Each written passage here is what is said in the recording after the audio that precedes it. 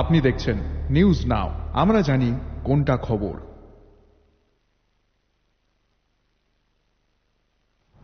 সীমিত সেচ ব্যবস্থা, ভূমিক্ষয় এবং পুরনো সময় ধরে চলে আসা চাষ পদ্ধতি রাজ্যের সর্বোত্তম কৃষি উৎপাদনশীলতাকে বাধাগ্রস্ত করেছে।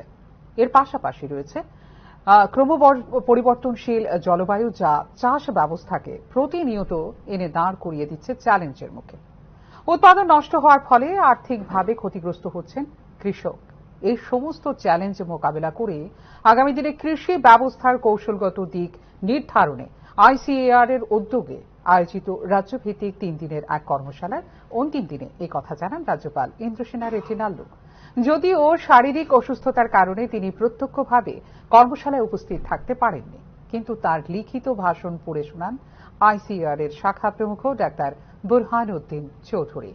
আইসিএআর ত্রিপুরা শাখা এই লক্ষ্যে ইতিমধ্যে কাজ শুরু করে দিয়েছে এবং ইতিমধ্যে সময়োপযোগী বিভিন্ন নতুন প্রজাতি উদ্ভাবন করেছে, যার মধ্যে উল্লেখযোগ্য হল সুসংহত চাষ ব্যবস্থাপনা, আনারস চাষের জন্য আধুনিক চাষ ব্যবস্থা, বছরব্যাপী সবজি চাষ, নতুন প্রজাতির মুরগি, চোকাবাড়ি, যা ইতিমধ্যে রাজ্যের চাষিদের মধ্যে যথেষ্ট উৎসাহের সৃষ্টি করেছে বলে জানিয়েছেন রাজ্যপাল ইন্দ্রসেনা রেজিনাল্ডো।